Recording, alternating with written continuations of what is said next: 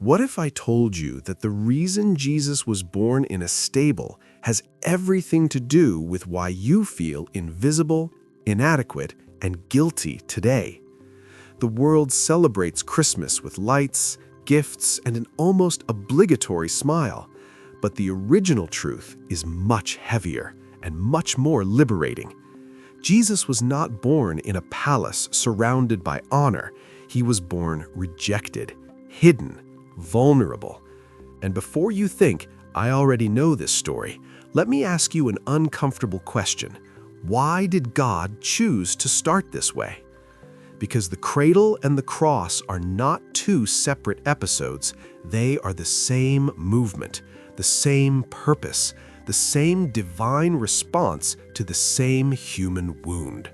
And that wound has two names: loneliness and guilt. You can be surrounded by people and still feel completely alone.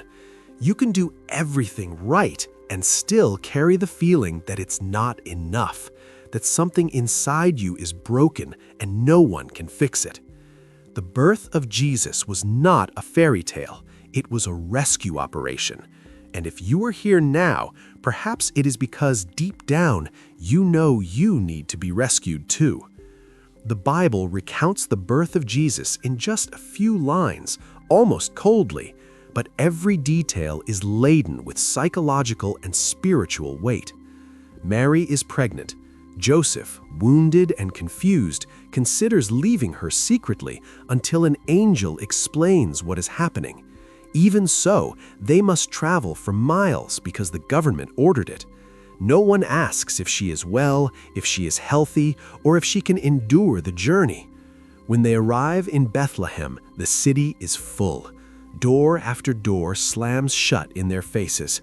There's no room. We don't have space. Find another place. Until someone, perhaps out of pity, offers her a stable, a place for animals. The smell of manure, rough straw, cold cutting the skin. It is there, in that rejected and improvised place, that Mary goes into labor. The Son of God is born on the ground, wrapped in simple cloths, placed in a manger, an animal feed box. No doctor, no comfort, no applause. Just a tired couple, pain, silence, and a profound sense of invisibility. The King of Kings enters the world as the forgotten enter, without pomp, without recognition, without space. And here's the crux of the matter. God didn't have to do it this way. He chose. From Jesus' first breath, he was saying something very clear. I came for the rejected. I came for the invisible. I came for those whom the world said have no place. Psychologically, loneliness isn't just about being alone. It's about not feeling seen. It's about carrying something heavy inside and thinking that no one would truly understand if they knew. It's about looking around and realizing that even surrounded, you are isolated in your pain. Guilt works in a similar way. It's not just I was wrong, it becomes I am the mistake. It's that feeling that there's something deeply wrong with you, that if people saw everything you think, everything you've done, everything you hide, they would distance themselves. And then a destructive pattern is born. You start to hide. You hide your flaws. You hide your weaknesses. You hide your loneliness. You put on masks of joy, of spirituality, of control. On the outside, you smile. On the inside, you scream. Look around you. People posting perfect photos on social media while crying in their rooms. People who go to church, raise their hands in praise, but live with secret addictions, abusive relationships, thoughts of giving up on life. People who have everything and yet feel an emptiness that nothing can fill. Psychology calls this dissonance, the distance between who you show yourself to be and who you know you are. The greater this distance, the greater the loneliness. The greater the loneliness, the greater the guilt. And the greater the guilt, the more you hide. It's a cycle that corrodes you from within. And it is precisely at this point that Christmas comes in. Jesus chooses to be born precisely in a place of rejection, invisibility, and pain without an audience. He did not come to observe its solitude from afar. He entered into it. He placed himself as part of it. Now, connect the dots. The cradle wasn't the beginning of a cute story. It was the first step towards the cross. Jesus is born rejected, and he dies rejected. He is born without room at the inn. He dies outside the city on an execution hill. He is born wrapped in simple swaddling cloths. He dies naked, exposed, publicly humiliated. He is born surrounded by animals. He dies surrounded by criminals. From the cradle to the cross, the movement is the same, to descend. But here's the twist. He doesn't descend because he lost control. He descends because he decided to.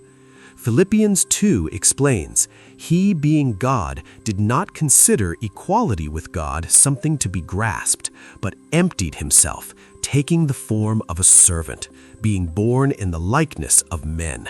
He humbled himself to death, even death on a cross." In other words, Jesus was not swallowed up by loneliness and guilt. He immersed himself in them by choice, not to be destroyed, but to destroy them from within. On the cross, he feels the ultimate loneliness. The Father is silent. The disciples flee. The crowd mocks. He cries out, my God, why have you forsaken me?" He who eternally lived in communion experiences total abandonment. On the cross, he also bears the ultimate guilt, not his own guilt, but yours and mine. Every lie, every pride, every wickedness, every filth that you carry and think defines you forever, he takes it all on, and in practice says, "This is now with me. It's no longer yours." The cradle was the entrance into this world of pain. The cross was the moment of exchange. The resurrection was the confirmation that loneliness and guilt do not have the last word. And that is where God definitively answers his loneliness. "I went all the way down. There's no hole you're in today where I can't find you. You never have to be alone again." And it also answers for its guilt. "I paid. There is no stain so deep that my blood cannot reach. Your mistake is no longer your identity." Look at your life right now. Where have you been hiding? In what area do you feel that nobody truly understands you? Where does guilt keep repeating, "You don't deserve it, you're worthless, God is tired of you"? The true meaning of Christmas is something else entirely. God doesn't watch from afar. He comes down. He descended to the manger. He descended to the cross. And he descends to the exact spot where you are today, however dark, confusing, or messy it may seem. It doesn't matter how many doors have slammed in your face. It doesn't matter how many times you've tried to change and fallen again. It doesn't matter how many times you've thought about giving up. He knows all of that, and yet he still comes after you. But there is one thing only you can do. Stop pretending that everything is okay. Jesus didn't come for those who feign health. He came for those who admit they are sick.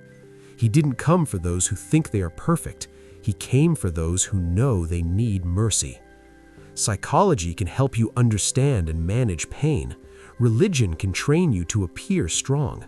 But Jesus offers something far more profound: exchange. He puts his righteousness in place of your guilt, his presence in place of your loneliness, his life in place of your inner death. And the most liberating thing of all, this is not a reward for performance. It's not a prize for good behavior. If you could achieve it on your own, the cradle and the cross would be unnecessary. The point is precisely this: God did what you could never do on your own. On the eve of the cross, Jesus said, "You will leave me alone, But I am not alone, for the Father is with me. John 16:32. He knows what it is to feel abandoned, and yet, after the resurrection, he promises, "And surely I am with you always, to the very end of the age." Matthew 28:20. Regarding guilt, Romans 8:1 declares, "Therefore there is now no condemnation for those who are in Christ Jesus." None. It's not less condemnation, it's none. The cradle was the beginning of the descent. The cross was the deepest place. The resurrection is proof that he conquered everything that imprisons you. So this Christmas, don't stop at an image of a baby in a manger. Look at the whole picture. The God who chose the lowest path to reach you at your lowest point. If this message resonated with something real inside you, write it in the comments. From the cradle to the cross, he came for me. Send this video to someone you know who is feeling lonely or burdened with guilt. It might be the gift that person needs most today. And if you want to continue delving into these biblical truths with emotional and mental depth, subscribe to the channel and activate the notification bell. Every week we'll be sharing more of these stories that many people know from hearing about them, but few truly understand from the inside. Remember this, Christmas isn't just about lights and presents. It's about the God who entered the darkness to ignite light within you. From the cradle to the cross, he has already made the entire journey. Now it's up to you to decide whether you continue running or allow yourself to be found.